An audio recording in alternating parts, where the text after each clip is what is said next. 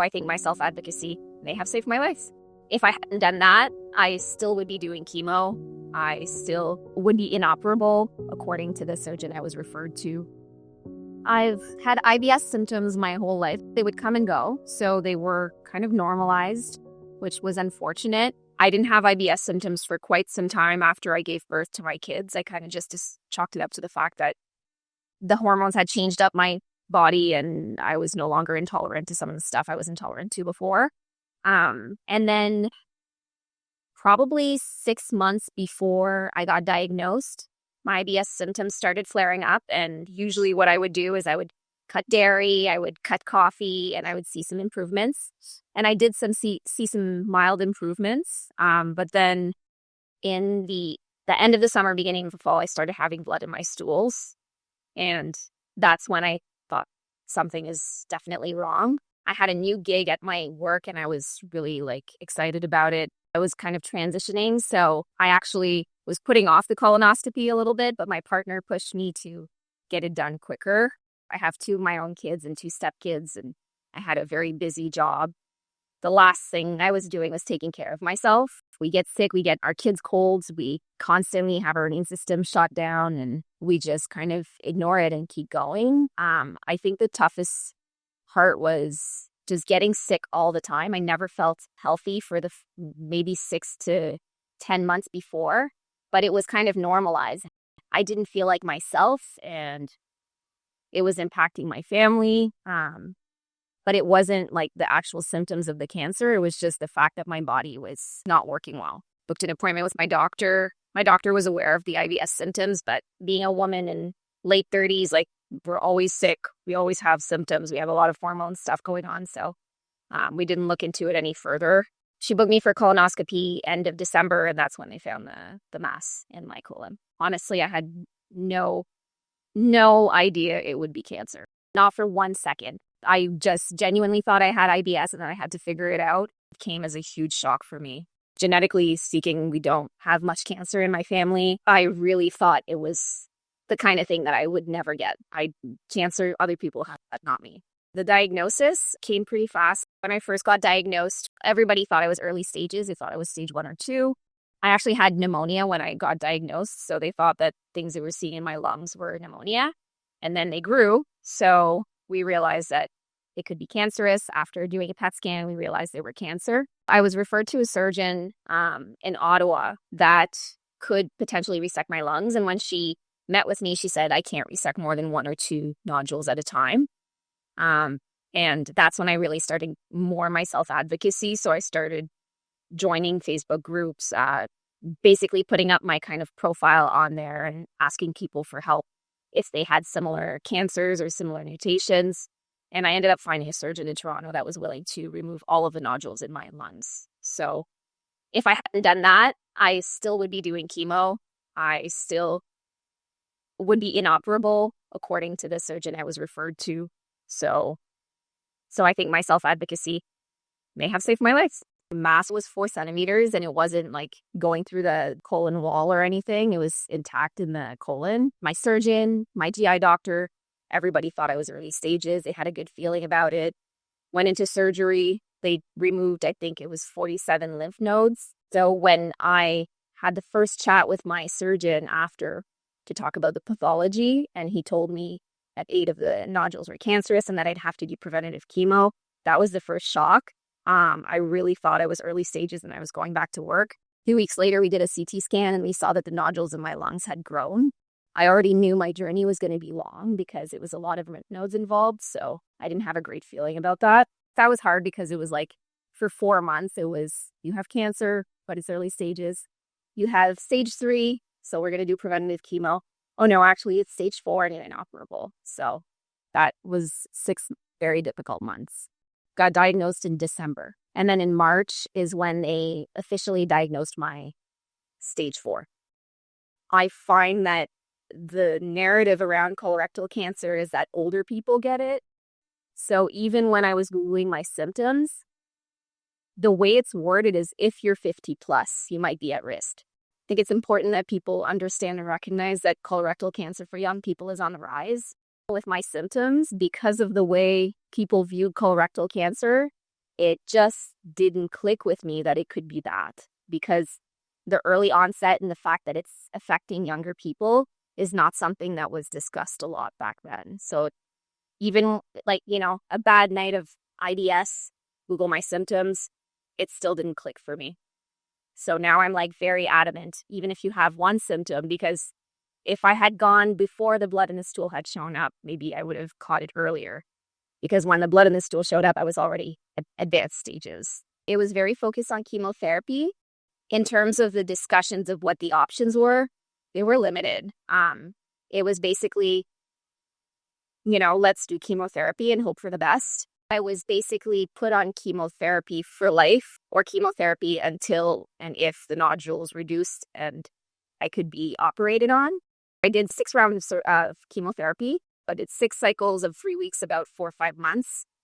And it was tough. Chemotherapy is not fun at all. I was lucky that I tolerated it very well.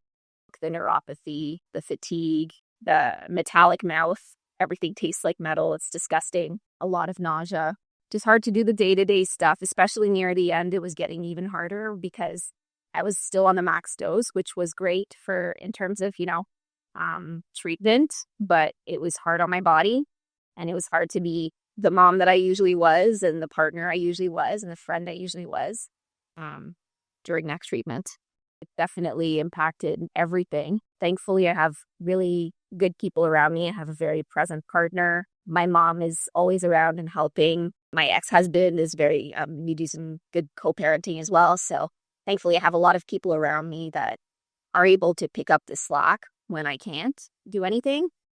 Sometimes I would crash. Sometimes I would overdo it. And the next day I felt like garbage and was on the couch all day. But definitely tried to stay active as much as I could. Force myself to go for a short walk, even if it was around the block, because that does help in managing the symptoms. I started researching and doing everything I could to help myself right away. Spoke with a surgeon, and he was removing the nodules through a clinical trial and putting chemotherapy in one of the lungs. When I found out that I was eligible for that clinical trial, after making sure with CT scans, you stop the chemotherapy, and 6 weeks later, I did surgery. I did double thoracotomy on both of my lungs and chemo on one of my lungs. And I'm still recovering from that because I had a lot of complications, unfortunately.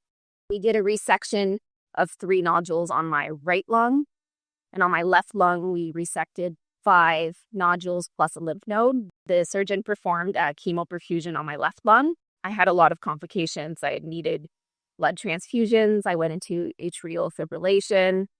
I had a lung collapse, and then the inflammation and the pneumonitis set into my lung. There was a complication from an actual chemotherapy. I reacted to that because it was a clinical trial and I was on the highest dose they had done so far. They had 2 people at 40 milligrams of chemotherapy in the lungs before me. Those people didn't have inflammation, but I did.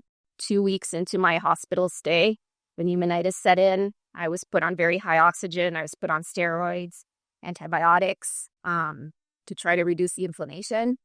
I'm still on oxygen now. So it's been almost 2 months and I'm still on oxygen when I'm walking around. I'm still short of breath a little bit when I talk.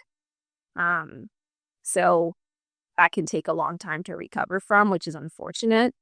So I ended up staying in the hospital for a month. I'm still recovering now. I'm still not at my full capacity.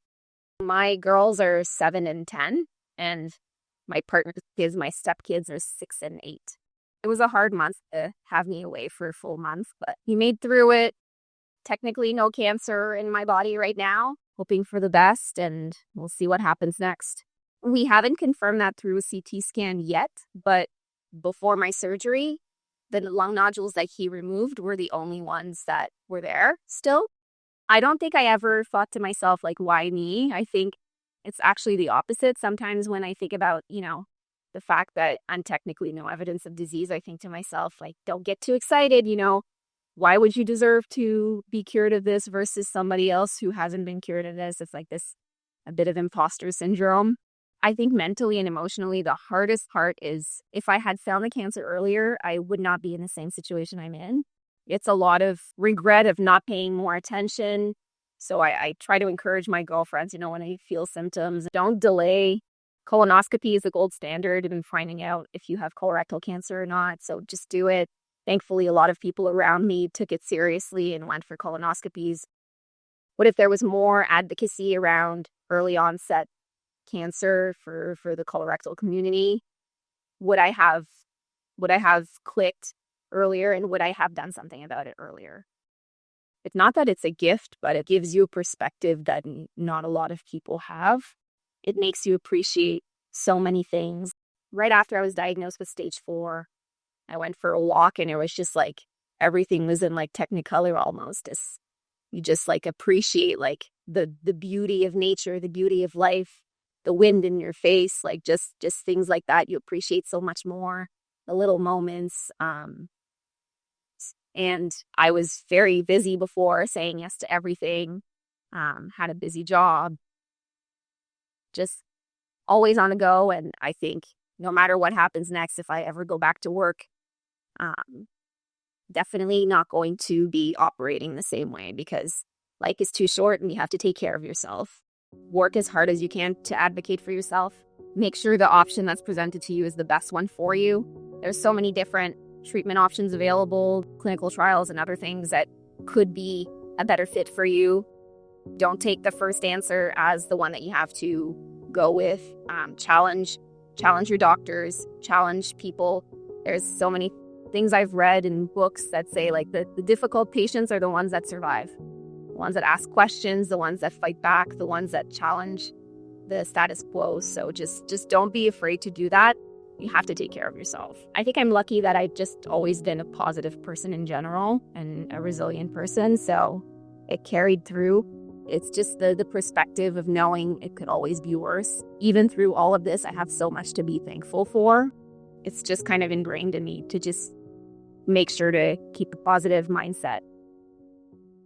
If you were moved by this story, we think you'll also enjoy this one, which we've queued up for you right here on your screen. Also, don't forget to subscribe to the patient story right here so that you can be notified about all of our recent uploads. Thank you for watching. You are not alone.